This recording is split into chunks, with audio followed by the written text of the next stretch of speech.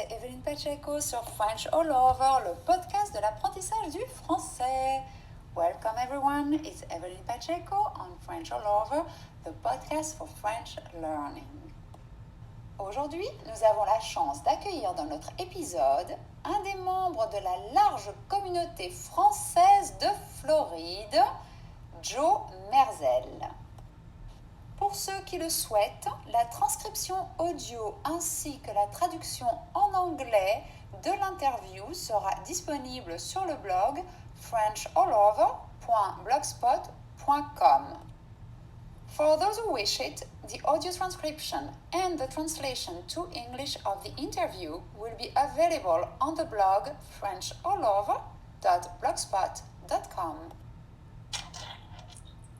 Bonjour Joe, comment vas-tu? Bonjour Evelyne, comment vas-tu? Bien, merci. Bien, merci de te joindre à nous pour ce nouvel épisode de French All Over. Merci à toi de me... Cela me fait très plaisir d'avoir la chance de t'interviewer parce que en tant que Française résidente aux États-Unis depuis des années, tu as acquis cette double culture tellement enrichissante, mais aussi parce que tu es un acteur actif de la francophonie, puisqu'en quelques années à peine, tu es devenue dans le sud de la Floride la professeure de français qu'on s'arrache, aussi bien les enfants que leurs aînés. Là, tu exagères un peu, mais ça me plaît bien. J'aime beaucoup, merci. Non, c'est ce que j'ai entendu, c'est ta réputation en tout cas. Merci beaucoup. Alors, je suis certaine que nos auditeurs sont curieux de te découvrir. Donc, pourquoi ne pas commencer tout de suite par d'abord te présenter, dire d'où tu es, pourquoi tu es aux États-Unis, bon, ce que tu veux. Alors, je suis née en Belgique, donc mon père est français de Paris et ma maman est bruxelloise. J'ai étudié le journalisme à l'université et la communication sociale, donc j'ai toujours été très attirée par tout ce qui était l'écriture, le journalisme, la communication, j'adore ça. Après, j'ai fait un master en communication sociale, donc en fait, ça m'a permis de travailler dans le milieu de la publicité.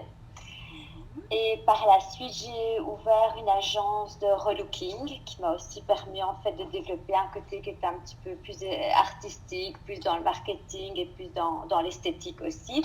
Donc j'ai plusieurs casquettes et plusieurs vies, on va dire.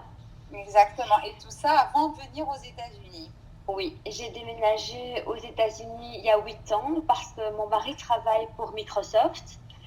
Et il a eu une très belle opportunité de carrière ici en Floride. Et donc voilà, en 2 mois, on a sauté le pas.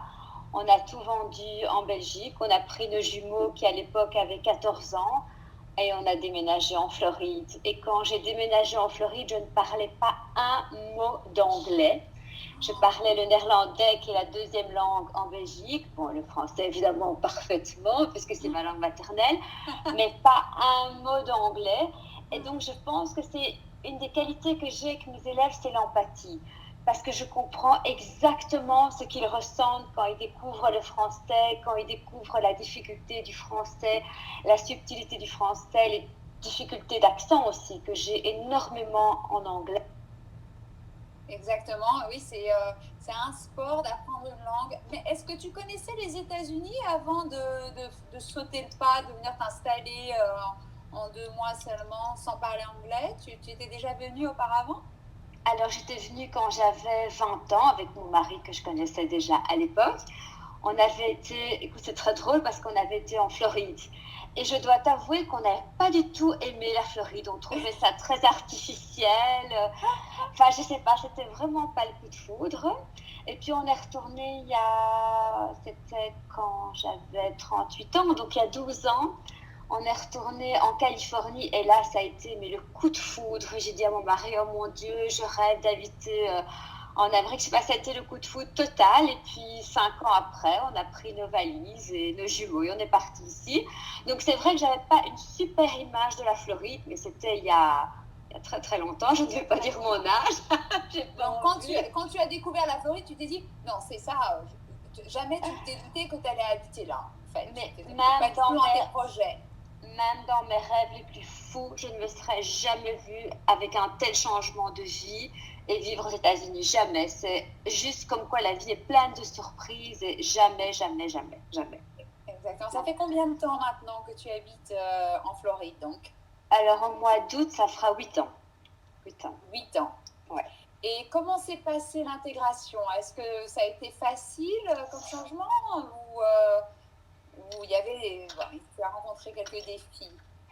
Écoute, honnêtement, la première année était un conte de fées. Pour ma part, c'est, je pense, l'année la plus belle de ma vie. Ça a été un tel changement, un tel choc. Je suis directement allée à l'école. Je suis retournée sur les bancs de l'école, comme on dit dans le joli français. Je suis retournée sur les bancs de l'école. C'était super sympa. Je me suis retrouvée dans une école avec des gens du monde entier. Bon, il y avait beaucoup de Sud-Américains, mais c'était vraiment juste incroyable. Je comprenais rien. C'est pour ça que c'était incroyable. Je comprenais rien et pourtant, je ne sais pas, j'ai réussi. Bon, ça m'a quand même pris des années pour vraiment être bilingue et parler convenablement. Honnêtement, ça m'a pris plus de 5 ans pour vraiment me dire, ça y est, je comprends tout, je parle anglais couramment. Donc ça, c'est ce que tu dis à tes élèves, tu leur dis, écoutez, moi l'anglais, pour vraiment me sentir parfaitement bilingue, ça m'a pris 5 ans, vous pouvez vous attendre à plus ou moins un tel délai? Non, objectivement, non, je ne dis pas ça à mes élèves parce qu'objectivement, je n'ai pas de don pour les langues. Okay. Voilà, ce qui est mon cas, il faut être lucide par rapport à ça. Maintenant, j'ai énormément d'élèves qui sont d'origine sud-américaine. Et c'est incroyable la rapidité à laquelle ces élèves apprennent le français. Donc je pense que si tu as déjà un background, si tu as déjà une base dans une langue latine comme l'italien, comme l'espagnol, je pense que tu vas aller beaucoup plus vite parce que tu vas mieux comprendre la langue.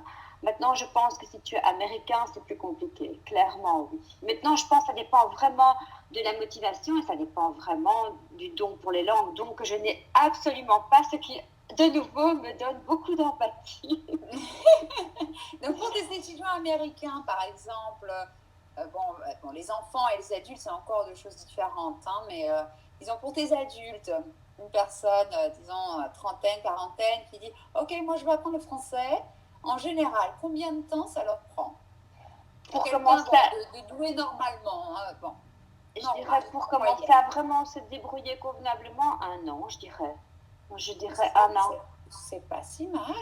1 an. Mais ce que j'ai remarqué, c'est l'amour de cette langue. En fait, ça, c'est quelque chose de juste incroyable. Je remarque ça au niveau de mes élèves. Ils adorent la France, en fait. Ils adorent tout ce qui est francophonie. C'est juste fou, en fait. Ils adorent c'est une passion pour la Belgique, une passion pour la France. Et ça, c'est vraiment très gai, parce qu'ils sont toujours très, très motivés. Vraiment, ça, je dois le dire. Mais tous. Et tu rencontres une grande demande. Il y a beaucoup d'Américains ou peu importe, de résidents de Floride, d'étrangers qui souhaitent apprendre le français. Écoute, moi, je ne peux pas me plaindre. Mon agenda est bien rempli. Donc, à mon niveau, je suis assez contente. Je vais dire que souvent, les enfants, ça vient pas d'eux, ça vient des parents qui adorent la France, qui adorent le français. Donc, souvent, ça vient des parents. Et les adultes, c'est souvent professionnel aussi. Je vois ça avec mes adultes à qui je donne des cours, c'est quand même souvent professionnel, honnêtement. Donc le français est encore une langue à la mode, en fait. Hein. J'ai bien l'impression, oui. Génial. Donc les raisons que tu dis, que tu donnes, généralement, les principales raisons qu'avancent les étudiants pour apprendre le français, c'est soit professionnel, soit scolaire, alors? C'est-à-dire... moi, je dirais la première raison est simplement l'amour de la France. Honnêtement, c'est ça. Donc c'est juste dingue. S'installer là-bas ou pas du tout. Simplement partir en vacances? Partir en vacances, savoir communiquer avec les gens quand tu es en France. C'est vraiment une passion pour la France. C'est vraiment un pays qui attire les Américains et les Sud-Américains. On ne réalise pas en fait, nous. Parce qu'on est bercé dans cette culture. Pour nous, c'est normal. C'est notre culture, c'est nos racines, notre humour. Mais pour eux, on ne se réalise pas à quel point ils ont une passion, une adoration pour la francophonie. C'est juste fou, en fait, honnêtement, oui. Et puis pour nous aussi, on a l'effet inverse. Nous, chez nous, tout le monde rêve de l'Amérique. Et de parler anglais. Ça, je ne sais pas. Je ne suis pas sûre que tout le monde rêve d'habiter. Peut-être pas de toute l'Amérique. Mais toi, par exemple, tu rêvais de la Californie, de Los Angeles, des choses comme ça. Ou de parler anglais, oui, moi j'ai l'impression. Et même pas parler anglais, parler américain. Tu as tout à fait raison. Tout à fait. Oui, vraiment, je pense que tu as raison. Ouais. Bon, alors, pour tes étudiants, quelle serait la plus grande difficulté dans l'apprentissage du français, de ce que tu as pu constater, toi, disons? Alors là, c'est vraiment facile.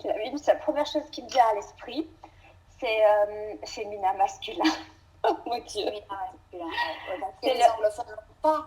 Exactement. C'est le a, le une, le la, le les. Donc, chaque fois, ils me demandent, mais comment je sais que c'est masculin? Comment je sais que c'est féminin? Et moi, je suis là. Il faut connaître par cœur. Il y a quelques petits trucs, petites astuces, mais il faut connaître par cœur. Donc, je pense que c'est ça, pour eux, c'est vraiment le pire. Je pense que c'est ça. Pour nos auditeurs qui rencontrent le même problème en disant, mais comment ils font pour savoir le féminin et le masculin d'un nom? Toi, tu leur réponds, bon, va falloir l'apprendre par cœur.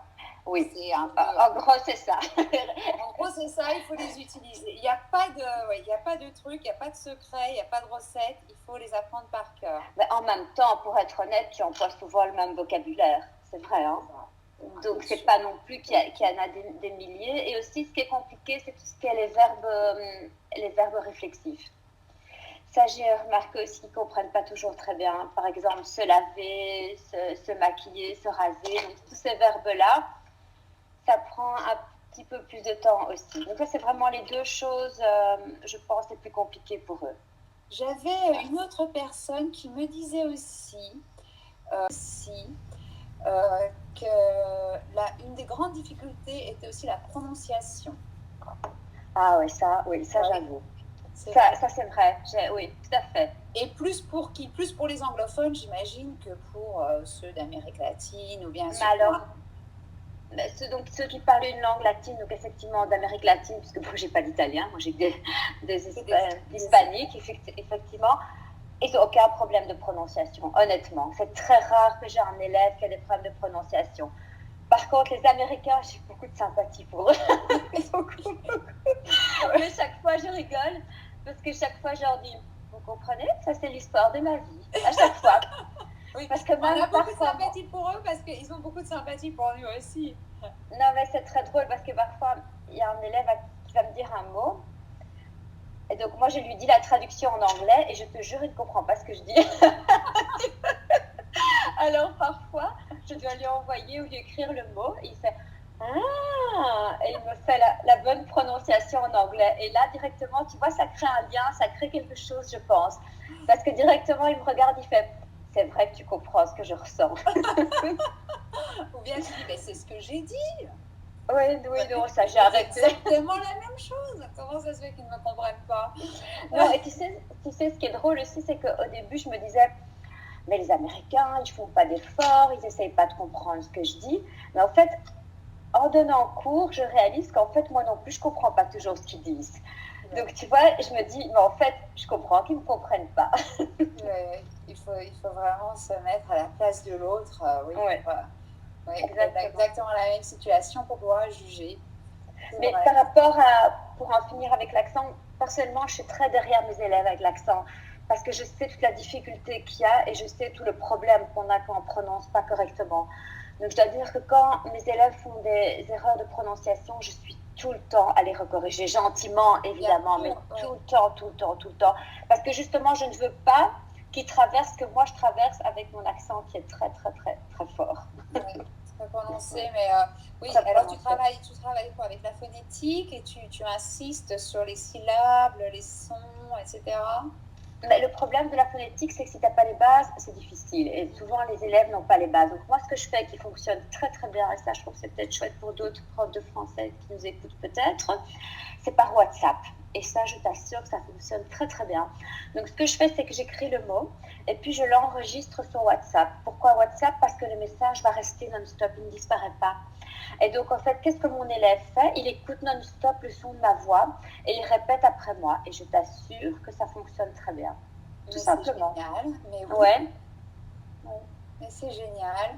Donc, oui, absolument utiliser. Oui, écouter le son. Et surtout le son de sa prof. C'est vrai que toi, ils connaissent ta voix, ils connaissent ta façon de parler. Ça aide aussi. Oui, mais surtout que c'est le vrai accent. Donc, c'est ce que je dis à mes élèves. Je dis, moi, j'ai exactement l'accent que va avoir une Parisienne ou une Bruxelloise ou où que tu ailles. Donc, c'est vraiment cet accent que tu dois comprendre. Et donc, c'est pour ça que quand je fais avec eux, je leur lis des textes, c'est toujours ma voix, parce que ma voix est la vraie voix d'une francophone. C'est vrai. Ouais. C'est vrai. Alors, quel conseil tu donnerais aux auditeurs qui aimeraient parler couramment le français? Qu'est-ce qu'ils peuvent faire pour arriver à cet objectif sans habiter en France, bien sûr? Le problème, ils ne sont pas comme nous, ils n'ont pas la chance de l'immersion. Mais alors, ce que moi je dirais, c'est d'écouter des podcasts, donc comme ils font maintenant. C'est de regarder Netflix et de mettre les sous-titres, même s'ils mettent en anglais, d'essayer de lire les sous-titres en français, par exemple. De trouver des comptes Instagram qu'ils trouvent sympas et de lire les commentaires en français, par exemple, sur un sujet, je sais pas, par exemple, tu aimes la mode, prends le compte d'une blogueuse francophone et tu lis les commentaires, tu lis ce qu'elle écrit. Des choses courtes. Il faut aller vers des choses qui sont courtes et faciles, en fait. Mais tous les jours. C'est-à-dire, ça doit être un petit peu tous les jours. Ah oui, ça c'est très important. Ouais. Toi, et c'est surtout l'envie. Je crois que vraiment, si tu as envie, c'est ça qui va te porter. Si tu n'as pas envie, c'est plus difficile, honnêtement.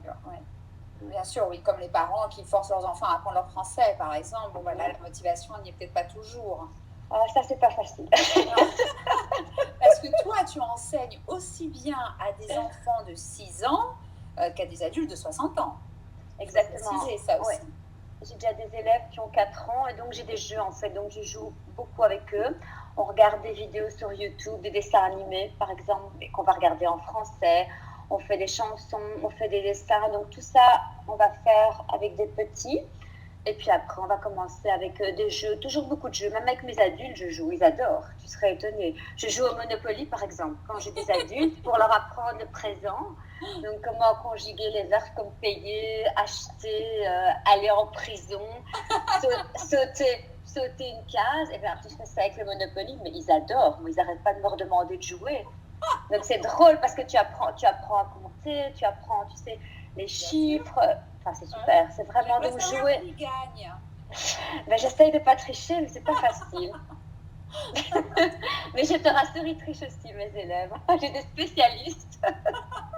Ou alors, tu sais, j'ai des jeux de loi que j'imprime aussi qui sont sympas. Je fais avec les adultes. C'est classique aussi, ouais. Voilà, mais donc, j'essaie de donner un côté ludique parce que sinon, c'est pas toujours. Je sais pas, moi, j'ai besoin de jouer, j'ai besoin de faire des choses ludiques quand j'apprends. Et je me rends compte que ça fonctionne assez bien, en fait. Et si je fais de la grammaire, tu vois, je vais essayer d'alterner. Donc, si je fais des choses comme, par exemple, maintenant, j'ai eu un élève avec qui j'ai fait le passé composé. On a fait beaucoup de grammaire. Mais je sais que la semaine prochaine, on va faire peut-être une compréhension à la lecture. Donc, j'essaie qu'il ne s'ennuie pas, en fait. C'est le plus important pour moi. Et pas les submerger ou les couler de théorie. Oh non, quelle horreur. Ils vont s'enfuir, ils ne vont plus revenir chez moi. Non. Oui. Non, tu n'as pas cette réputation, donc absolument. Et donc, en fait, tu appliques les méthodes qui ont marché pour toi, en fin de compte, dans l'apprentissage d'une langue étrangère. Mais c'est différent parce que moi, j'ai pas eu le choix. J'ai dû survivre parce qu'en Floride, tu sais, on parle espagnol ou anglais, mais français, il ne se passe rien du tout. Ouais. Donc, comme je ne parle pas espagnol, ben, il fallait bien survivre. Donc, je pense que c'est encore différent quand tu es vraiment dedans, en fait. Oui. Ouais, il n'y a pas d'autre issue. Oui, comme tu dis, il n'y avait pas d'autre issue pour toi. Il fallait l'apprendre.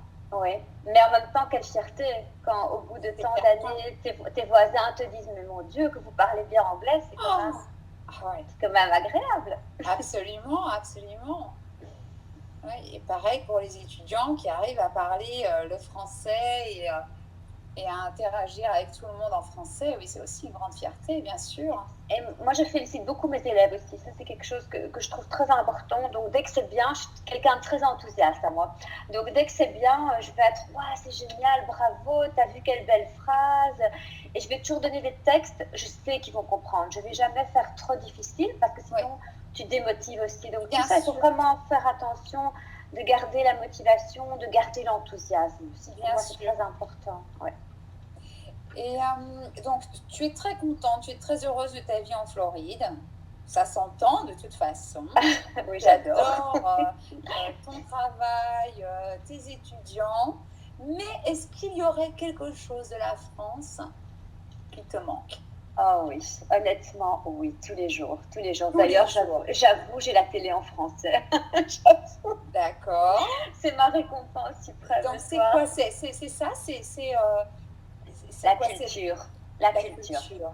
La culture, il n'y a rien à faire, l'humour, la culture, ça me manque très très fort. Bon, et la nourriture, évidemment, ça c'est Ouais. clair que la nourriture me manque, mais je dirais que vraiment, c'est la culture qui me manque le plus. Oui, les magazines, pouvoir feuilleter un magazine francophone, aller voir un spectacle, aller au théâtre, ça me manque très fort. Mais Ouais. c'est pas grave, je rentre une fois par an et là je fais mes Tu réserves fais et ton voilà. plein. Ouais. Oui, Mais c'est ça, c'est l'ambiance à la française. oui, exactement, tout à fait. Et pourtant, la communauté française, comme je disais dans l'introduction, est très très large en Floride. Oui, non, c'est vrai, il y a une très grande communauté française, puis on a de la chance parce qu'on a quand même pas mal de spectacles aussi qui viennent. Il y a Florence Foresti qui vient, je crois, en octobre. Donc, c'est vrai que dès qu'il y a un humoriste, pardon, ou un chanteur qui vient, c'est clair qu'on y va à chaque fois, c'est sûr. Ouais. Et tu n'es pas isolée aussi. Tu as encore beaucoup de Français et beaucoup de chance d'avoir des interactions en français autour de toi. Mais pour être honnête, je pense que je parle plus français qu'anglais. Hein. Entre mon travail où je parle français, mes amis à qui je parle français, bon, mes voisins, je leur parle anglais, mais je parle beaucoup français, pour être honnête. Mais je parle français avec mes amis, mais dans la vie de tous les jours, bien sûr, je parle anglais. Oui. Obligatoirement, obligatoirement. Mais alors, donc c'est ça, qu'est-ce que tu fais pour garder ces cultures françaises vivantes aux États-Unis, justement, pour éviter ce manque et pour aussi pour continuer à garder qui on est, en fin de compte, d'où on vient, qu'est-ce que tu fais au quotidien? Alors, je vais un peu faire immigré nostalgique, comme dirait mon fils. Donc, j'ai un abonnement au Paris Match. Et ça, c'est très chouette aussi pour les auditeurs qui nous écoutent. Il y a un site qui s'appelle Paris Match. Peut-être Kevin pourra mettre le lien après. Où il y a l'application aussi sur iTunes. Sur iTunes. Ça, c'est très sympa. Donc, on a tout ce qui se passe en France, mais ce qui se passe dans le monde aussi. Et c'est vraiment des articles qui sont très bien écrits, très intéressants. Donc, déjà, moi, j'ai l'abonnement, donc je reçois la version papier. Ça, c'est chaque fois à la fête. C'est un magazine français, précisons-le pour ceux qui ne connaissent pas. Et oui, très très lu, bien sûr. C'est très très lu et c'est très agréable à lire parce qu'il y a beaucoup de photos. Et c'est des reportages qui sont très bien faits, qui sont pas que sur la France, qui sont vraiment sur partout dans le monde. Et j'aime aussi beaucoup le L français, qui est très sympa aussi. C'est assez court, assez ludique aussi. Donc ça, c'est aussi un lien que peut-être tu peux mettre. Oui. Et surtout, la télé française, j'avoue, la télé française. Mais ça peut être sympa aussi pour tes élèves. Hein. C'est comment, ou des ça s'appelle la Box TV, en un mot, la Box TV. D'accord. Et donc, tu reçois en fait un petit boîtier que tu mets sur l'Internet, que tu connectes à l'Internet, et tu en fais toutes les chaînes françaises, toutes. Donc, tu te connectes à 8h du soir, et bien à 8h du soir, tu auras le journal parlé. Ouais, c'est génial. Donc, je ne l'ai pas, moi. Ben, écoute, c'est génial parce que... Alors, parfois, on rigole avec mon mari, parce que, par exemple, hier soir, il a mis le journal de la France, et il parlait de ce qui se passait à Paris. Et moi, j'ai dit à mon mari, oui, enfin bon, j'aimerais bien savoir ce qui se passe à Miami aussi. Donc, je crois que je sais mieux ce qui se passe en France qu'en Amérique pour l'instant. Donc, c'est bien pour tes élèves, mais je ne suis pas sûre que c'est bien pour moi. Donc, la France te manque, disons, un peu, mais tu fais ton plein annuellement quand tu y vas, mais aussi au quotidien, tu as quand même... tout le temps la France qui présente et la culture française et la langue. Donc, la France me manque beaucoup, l'Europe me manque beaucoup. J'ai énormément d'attachement et j'aime énormément ce continent et j'aime énormément la France et la Belgique, oui, clairement. Ouais. Alors, pour finir, est-ce que tu pourrais nous dire quel est ton proverbe français préféré? Ah, c'est facile. Après la pluie, le beau temps. Ah, joli. Donc, ça veut dire quoi? Qu'après les difficultés, le soleil revient. Le soleil reviendra. Des jours plus aisés seront là. Exactement. Magnifique. Et c'est très à propos, je trouve. Hein, tout à fait. Étant donné le contexte, oui, comment ils appellent ça? Le new normal? Oui, merci. Normal. Vivement le normal tout court. Voilà, j'ai une idée qu'il faut toujours garder l'espoir que quoi qu'on ait traversé, que quoi qu'il arrive, il y a toujours la lumière au bout. Donc, je trouve ça important. Ça te va très bien. Une personnalité très positive de toute façon. Donc, dans toutes les circonstances, oui. Tu gardes toujours le bon côté des choses. Tu essaies toujours de regarder le bon côté des choses. Et tu sais de toute façon que les choses s'amélioreront à un moment ou l'autre. Ouais. Mais évidemment. Un tout grand merci, Jo, pour ta présence dans ce French All Over. Avec plaisir. J'espère beaucoup qu'on se reverra. Une dernière question quand même pour nos auditeurs. Si un de nos auditeurs habite en Floride ou même n'importe où dans le monde et souhaiterait avoir des cours en ligne avec toi, comment fait-il pour se mettre en contact? Mais ils peuvent m'envoyer un message. Est-ce que je peux donner mon numéro de téléphone? Ton numéro de téléphone, ton email, ton site web, peu importe. Je vais donner mon numéro de téléphone. Absolument. Mais je vais le donner en français, attention. 954 401 7675. Voilà. Donc, à tous ceux qui aimeraient suivre des cours de français avec Jo Merzel, n'hésitez pas à la joindre à son numéro de téléphone 954 401 7675. Et bien sûr, je mettrai toutes les coordonnées dans le blog également. Merci beaucoup, Evelyne, et merci de m'avoir invitée. Et bien, à très bientôt. On refera ça. Avec plaisir, quand tu veux. Merci beaucoup. Au revoir. Au revoir.